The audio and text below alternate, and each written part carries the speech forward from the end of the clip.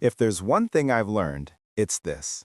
Women don't lose interest because you're not tall enough, rich enough, or funny enough. They lose interest the second you stop being the man she was drawn to in the first place.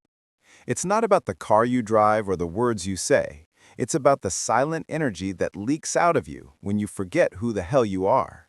And by the end of this video, you'll know exactly how to keep that spark alive without becoming her performing clown or her safe little puppet. Think back to the first time she really looked at you. Maybe it was across a bar. Maybe it was during a group conversation. Maybe it was a random laugh you shared. In that moment, you weren't trying. You weren't filtering. You weren't asking yourself, is she impressed? You were just standing there in your own gravity, and she felt it. That's what pulled her in. Not the rehearsed lines, not the perfect haircut, your unshaken center. But then, slowly, something shifts. You start checking her reactions more than you check your own values. You start bending little by little, thinking that keeping her interested means giving more of yourself away. That's the second she begins to slip out of reach. Picture this. You're sitting at dinner. She asks you where you want to eat next week, and instead of giving your honest thought, you say, "Whatever you want, babe." Seems harmless, right?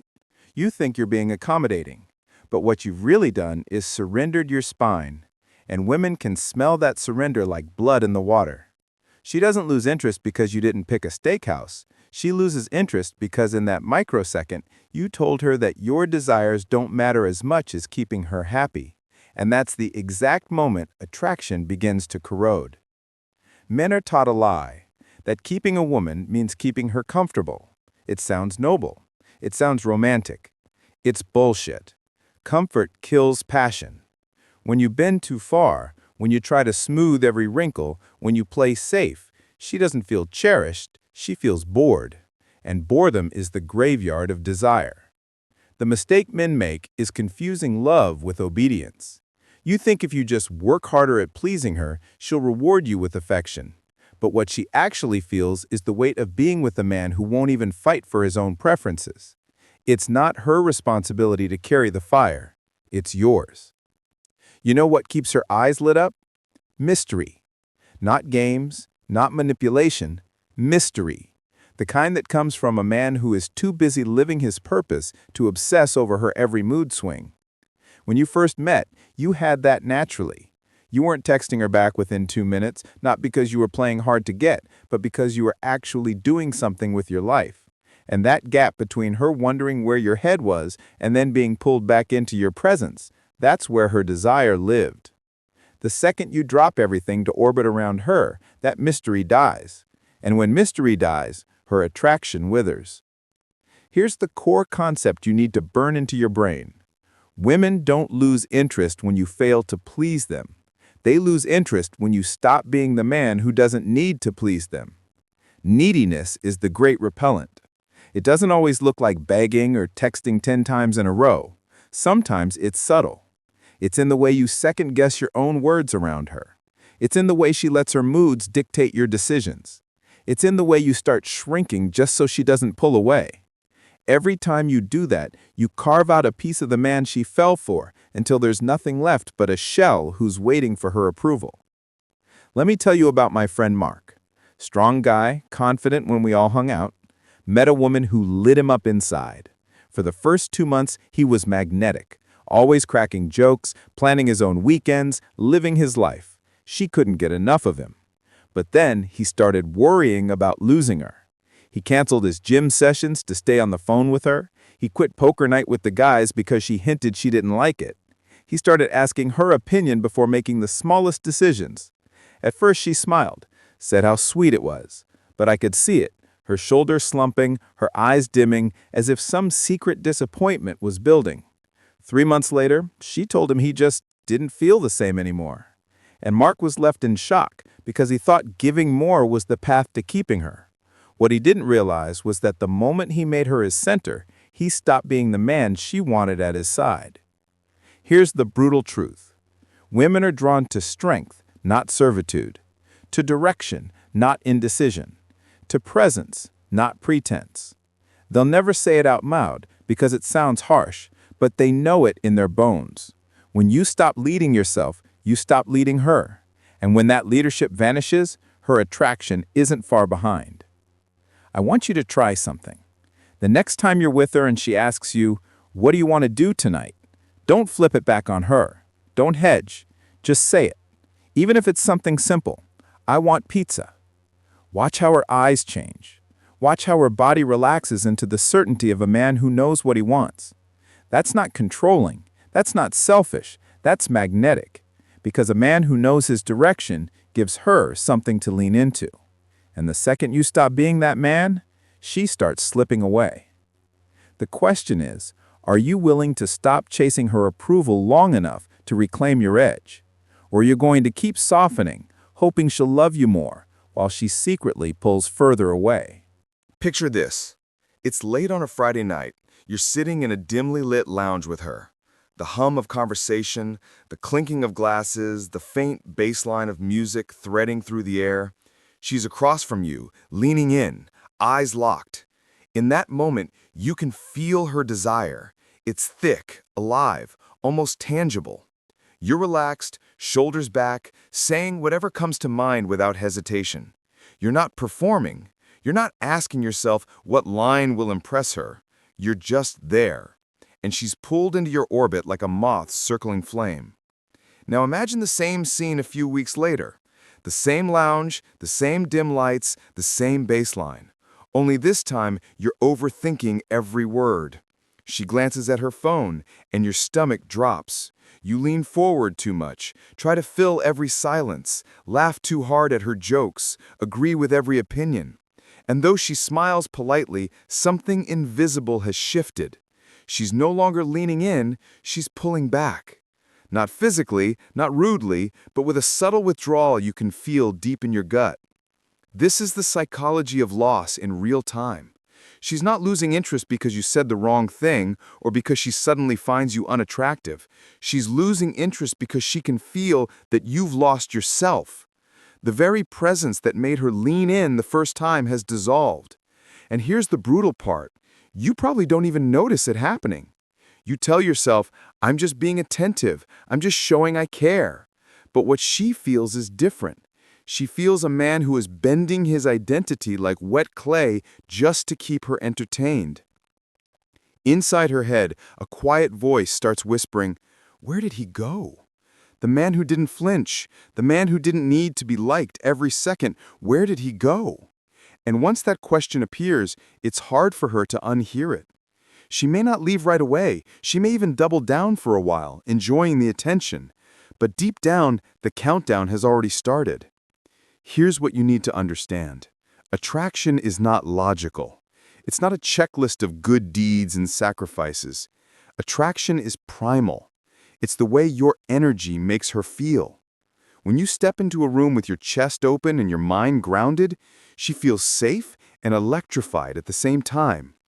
When you second-guess, overcompensate, or seek validation, she feels the opposite, restless, uncertain, disconnected. And women don't stay where they feel disconnected. I've seen guys destroy relationships by thinking too much about doing it right. One man I coached, let's call him David, was a natural leader in his business. In the office, people looked to him for decisions. He was sharp, unshaken, commanding. Women noticed that energy instantly. But in his relationship, he flipped the script. With his girlfriend, he became a pleaser. Every weekend he asked her what she wanted to do. Every restaurant was her choice. Every plan revolved around her schedule. He thought it was romantic. She thought it was suffocating. One night she told him she missed the man she met. Not the softer version, not the agreeable version, the man who moved through the world with his own spine. You have to let that sink in. She doesn't want you to orbit around her. She wants to be pulled into your orbit. She wants to feel your certainty. That's what made her respect you. That's what made her attracted to you. When you trade that away for comfort, you lose her piece by piece, glance by glance. And here's the challenge. Next time you're with her, notice how many times you check her face before speaking. Count how often you change your tone just to keep her pleased. Catch yourself swallowing your opinion just to avoid friction. Every one of those moments is another drip of poison into the well. It feels harmless in the moment, but it's what kills her attraction over time. So what do you do instead? You speak and move with the same weight you had before she was even in your life. You keep your schedule, you keep your passions, you keep your boundaries. Not as a performance, not as some tactic to manipulate her, but because that's who you are. That's the man she signed up for, the one who didn't dilute himself for anyone. And if you forget that, she will remind you by disappearing. The question is whether you'll wake up before it's too late. Whether you'll realize that the second you stop being her man and start being her fan, she's already halfway out the door. And once she's gone, all the flowers, all the apologies, all the desperate late-night texts won't bring her back because she didn't leave the version of you she loved. She left the version you became. There's a lie that men cling to like a life raft. If you just love her harder, she'll never leave. You convince yourself that sacrifice is the key, that if you drop your friends, skip the gym, cancel your hobbies, she'll see your devotion and hold on tighter. But that's not how women work. Devotion doesn't keep her interest. Gravity does. And gravity comes from strength. Think about the first few weeks you knew her. You had momentum. You had a rhythm in your life that wasn't built around her. You were already moving, already pushing, already chasing something bigger than her. She felt that energy the moment she met you. You weren't desperate. You weren't asking permission to exist. You were simply doing your thing, and she was pulled into it. That's what makes a woman stay. It's not your sacrifice, it's your orbit. But somewhere along the line, men trade their orbit for hers. You cancel your Friday night routine because she hints she wants to stay in. You skip your training session because she pouts about not seeing you enough. You stop hanging out with your boys because she sighs when you mention them. Piece by piece, you shrink your world to fit hers. And at first she might smile, might call it sweet, might even thank you. But underneath, her desire is bleeding out. Because deep down, no woman wants to be the center of a man's life. She wants to be pulled into a life that already has a center. It's not about being cold or dismissive, it's about polarity. Masculine energy leads, feminine energy follows. It's nature, not opinion. When you abandon your direction, you force her into the driver's seat. And most women will take the wheel if you drop it, but they'll resent you for it. They don't want to lead you. They want to feel led by you. That's not control. That's biology. Here's what it looks like in practice. A woman says, "I don't care, you decide." She's not being lazy. She's testing whether you actually have a direction. If you keep bouncing it back to her, "No, really, whatever you want," you fail the test without even realizing it. Because what she hears is, "I don't know where I'm going unless you tell me." And that makes her feel the weight of having to lead both of you. Nothing kills attraction faster than that. Now picture the opposite. She asks, "Where do you want to go this weekend?" And you don't hesitate. You look her in the eye and say, "We're hitting that rooftop bar Saturday. Be ready by 8. No wavering, no pleading, no nervous laugh. Just certainty. Watch her reaction in that moment. She may roll her eyes. She may tease you. But underneath, she's lighting up again. Because she feels it again. The weight of your gravity. The man she met is back in the room. And this is where men mess up most. They think leadership is about dominance or arrogance. They confuse confidence with ego. But true confidence doesn't need to shout. It doesn't need to prove. It just moves. And when you move with direction, you give her something solid to rest against. That's why she chose you. Not because you bent yourself into her preferences, but because you refused to bend away from your own. So here's your gut check. Are you still moving in your own orbit, or have you quietly built your life around hers? If she disappeared tomorrow, would you still recognize yourself? Would your days still have rhythm, or would you be left staring at a blank calendar, realizing you gave it all away? That's the brutal truth most men don't want to face. They don't lose women because they weren't good enough. They lose women because they abandoned the man she fell for. And you know what's even harsher? Once she sees that you've abandoned yourself, there's no fixing it with gifts, words, or desperate gestures. You can't apologize your way back into attraction. You can't negotiate your way back into desire. You either reclaim your gravity or you watch her drift away for good. The second you let her become your oxygen, she starts suffocating, and she'll do what anyone does when they can't breathe. She'll leave. Let's rip off the mask. Women don't tell you straight out when they're losing interest. They don't sit you down and say, "You're too soft now, you've lost your edge, I don't feel the fire anymore." They won't admit it, maybe not even to themselves. Instead, they'll say vague things like, "I just need space," or "Something feels different," or the most common line, "I love you, but I'm not in love with you." What they're really saying is, "The man I was drawn to is gone. I can't feel him anymore." It's a silent death. At first, it shows up in little ways. She doesn't text back as quickly, her laughs sound thinner, she starts scrolling more when you're around. You tell yourself it's just stress, just a phase. But deep down you feel it, that gnawing pit in your stomach, that voice whispering that she's slipping away. And what do most men do? They double down on the exact behavior that killed the attraction in the first place.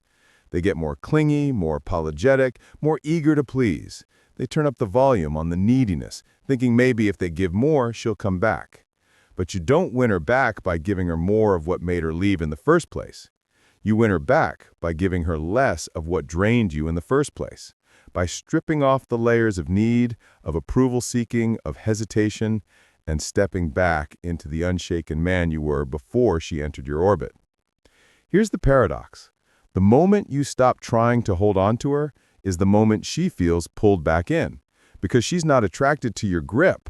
She's attracted to your ground. When she sees you walking with purpose again, when she sees you living without her validation, when she sees that your fire burns whether she's beside you or not, that's when she remembers why she wanted you in the first place. But if you're waiting for her to tell you that, you'll be waiting forever. She's never going to hand you a checklist that says, "Hey, act like the man I met and I'll feel desire again." She won't say it because she can't even fully articulate it. Attraction isn't a conscious choice. It's a visceral response. Either she feels your edge or she doesn't. And the second she stops feeling it, she's halfway out the door while you're still buying flowers. So here's the razor's edge. Stop asking what she wants and start asking what the man you respect would do. Would he hesitate? Would he shrink? Would he play small to keep her around? No. He'd move. He'd decide. He'd live. He'd make her feel like she was stepping into his story, not dragging him along for hers. This is where you reclaim yourself. Not by coldly ignoring her, not by playing fake games, but by anchoring yourself back in reality. You tell her what you want without apology. You take time for your mission without guilt. You set boundaries without hesitation. And when you do, something shifts in her. Her eyes widen again. Her voice softens again. She feels that electric current she felt when you first met, because suddenly the man who didn't need her but chose her is standing in front of her again. But let's be crystal clear. If you've already abandoned yourself for too long, she may not come back. Sometimes the damage is done. Sometimes she's already checked out beyond return. That's the knife's edge of this truth. You don't get infinite chances. Every time you dissolve your edge, every time you bend instead of lead, every time you trade strength for comfort, the clock ticks down. And when it hits zero, she's gone. And if that happens, you'll want to chase her, to beg her, to fight for her. But the real fight isn't for her. The real fight is for yourself, because the second you stop being the man who doesn't need her, you've already lost her. You don't get her back by waiting, you get her back by never needing her again.